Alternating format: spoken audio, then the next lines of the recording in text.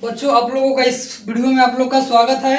आज हिंदी के किताबों का थर्ड पार्ट में जो हम लोग फर्स्ट पार्ट था उसका हिंदी के गद्य खंड का, उसमें सभी लेखक परिचय की जानकारी, उनके जन्म, मृत्यु, जन्म स्थान सभी जानकारियों को दिए थे। और सेकंड पार्ट में सभी काव्य खंडों के कवियों एवं उनके द्वारा जो की गई रचनाएं थे, उनके जन्म स्थान, जन्म कहाँ हुआ, मृत्यु सभी देखें। और आज हम इस थर्ड पार्ट में देखने जा रहे हैं हिंदी के वर्णिका होता है। वर्णिका भाग में सिर्फ 5 ही चैप्टर है। अब 5 ही चैप्टर, उनको बारे में पूरा लेखक परिचय जानेंगे। वो जो 5 चैप्टर है, 5 कहानियां हैं, वो जो गांव में रहने वाली महिलाएं, उन महिलाओं को बनाया गया कहानी है। इस कहानी में पूरी 5 जो कहानी है, इस कहानी में पूरी गांव की महिलाओं का वर्णन किया गया है और किस प्रकार महिलाएं गांव में रहती थी उसका वर्णन मिलता है। जो ये 5 कहानियां हैं, इस कहानियां अलग अलग भाषा में रचित किया गया है। सबकी कहानियां अलग अलग भाषा में है।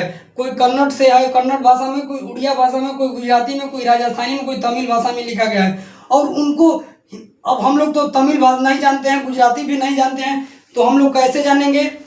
तो हम लोग हिंदी जानने वाले हैं। तो अब उसको क्या किया गया, तमिल में लिखा गया था, लेकिन उसका हिंदी रूपांतरण किया गया। हिंदी रूपांतरण करने के बाद हम लोग इसको आज पढ़ रहे हैं हिंदी में। तो देखिए, आज हम अभी शुरू करते हैं कि इसको हिंदी रूपांतरण किसने किया और इसके लेखक कौन है, सारी इसके बारे में जानकारी लेंगे। अगर आप लोगों को फर्स्ट और सेकंड वीडियो देखना होगा तो इस वीडियो के डिस्क्रिप्शन में हम इसका लिंक डाल देंगे और उसको आप लोग जाकर देख लीजिएगा। ठीक है, मैं अभी शुरू करता हूँ। इसको देखिए, आइए अभी पहले देखेंगे वर्ग 10 के लिए वर्णिका। देखिए, most very very important, most very very important सब जो है फर्स्ट और सेकंड, इस तीनों से मिलाकर 10 से 15 नंबर का ऑब्जेक्टिव क्वेश्चन पूछा जाता है सिर्फ लेखक परिचय से। अगर आप लोग इतना जान लेते हैं तो 10 से 15 नंबर आपके हाथ में रहेगा। और 2026 के बोर्ड में टारगेट करना है कि एक भी गलत ना हो क्वेश्चन इससे आए तो।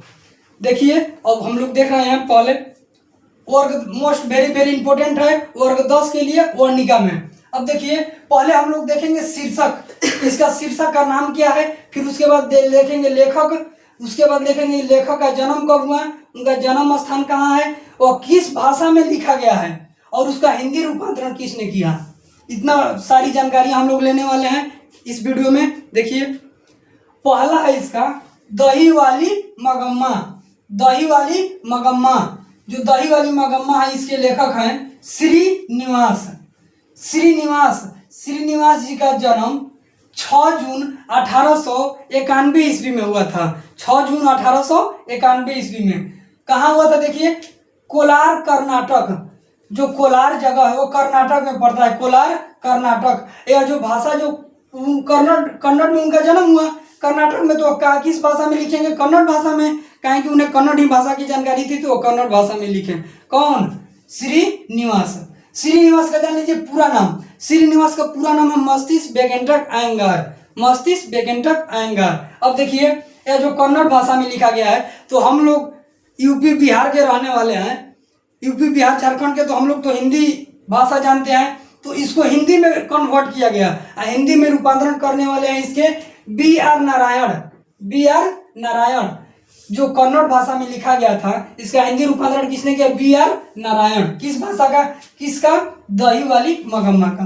अब उसके बाद देखिए, नेक्स्ट है ढहते ढहते विश्वास। ढहते विश्वास, ढहते विश्वास है, इसके लेखक हैं सतकोड़ी होता। सतकोड़ी होता। देखिए, सतकोड़ी होता जो है, इनका जन्म हुआ था 29 अक्टूबर 1929 ईस्वी में। 29 अक्टूबर 1929 ईस्वी में। देखिए, मयूरभंज जो उड़ीसा में है, अभी जो द्रौपदी मुर्मू है उनका भी जन्म मयूरभंज उड़ीसा से हुआ है, अभी जो वर्तमान में राष्ट्रपति हैं। देखिए, इनका भी जन्म कहाँ हुआ था? मयूरभंज उड़ीसा में। आज जो यार रचना किए थे ढहते विश्वास का, किस भाषा में? उड़िया भाषा में। उड़िया भाषा में। लेकिन इसका पढ़ने के बाद कई भाषा में, तो इसका हिंदी जब रूपांतरण हुआ तो इसका हिंदी रूपांतरण किसने किए? राजेंद्र प्रसाद मिश्र।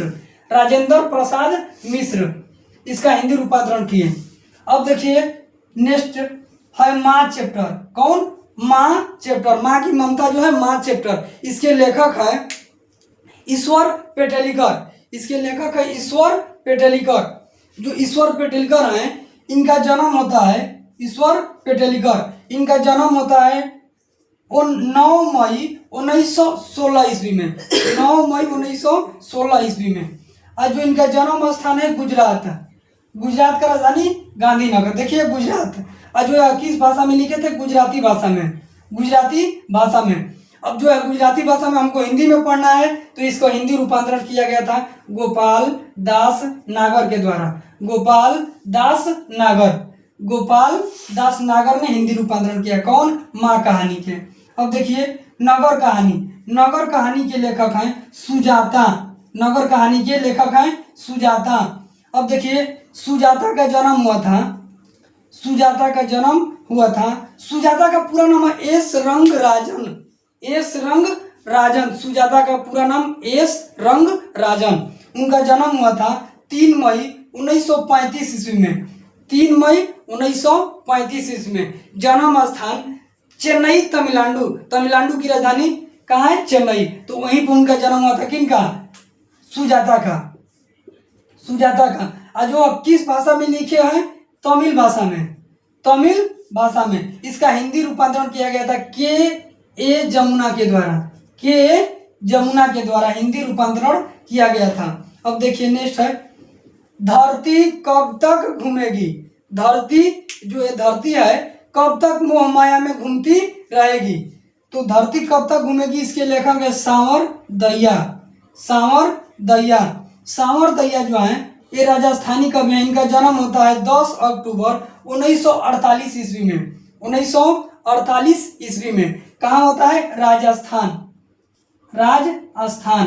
तो इसका जो रचना किए थे किस भाषा में? राजस्थानी भाषा में, राजस्थानी भाषा में। जो राजस्थानी में भाषा में किया तो अब इसका हिंदी रूपांतरण करना होगा। तो सांवर दहिया ने खुद जो धरती कब तक घूमेगी, इसमें एक माँ होती है जो अपने चारों बेटे होते हैं इधर उधर घूमकर खाती है। तो इसीलिए लेखक जो थे ये रचना किए कि धरती कब तक घूमेगी, यानी कब तक एक माँ जो है अपने चारों बच्चों के यहाँ घूम घूम कर खाती रहेगी।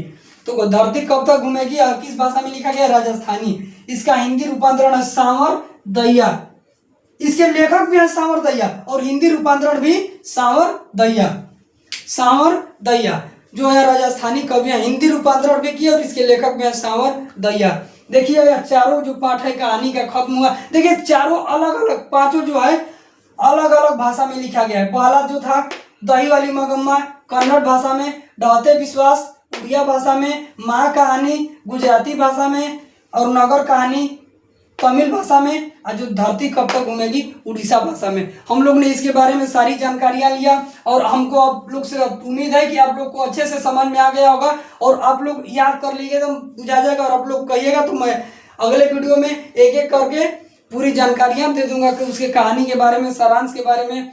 और आप लोग को देखिए कितने अच्छे से किया गया है। आप लोग पहले और दूसरे वीडियो को भी देख लीजिएगा तभी समझ में आएगा। और इसको अगर समझ में आ जाए, आप लोग को अच्छा लगे तो प्लीज़ आप इस लोग वीडियो को लाइक करना, सब्सक्राइब करना, बेल आइकन को दबा देना और ज़्यादा से ज़्यादा शेयर करें, ताकि मैं जितना लोग वीडियो को देखेंगे उतना ही इसका मतलब लोगों को समझ में आएगा, देखकर आसानी से समझ में आएगा। देखिए कितना अच्छा से अथू किया गया है, इसमें पूरी जानकारियां दिया गया है लेखक परिचय के बारे में। इससे ज़्यादा क्वेश्चन नहीं पूछेगा। अब इसमें आप लोग सोच रहे होंगे कि मृत्यु क्यों ना दिया है, क्योंकि इसमें ज़्यादा लेखक की मृत्यु ही नहीं हुआ है। और देखिए तो 48 में जन्म अभी जिंदा है कई लोग, तो कई लोग मर भी गया। तो इसका जो पुस्तक है आप लोग का किताब उसमें वर्णन नहीं है, इसीलिए मैंने लेखक के बारे में अब मैं गूगल पे सर्च करके बताता तो ठीक नहीं होता। इसीलिए मैं सोचा कि किताब में जो है उसको ही पढ़ाया जाए। ठीक है, आज के लिए इतना ही, धन्यवाद।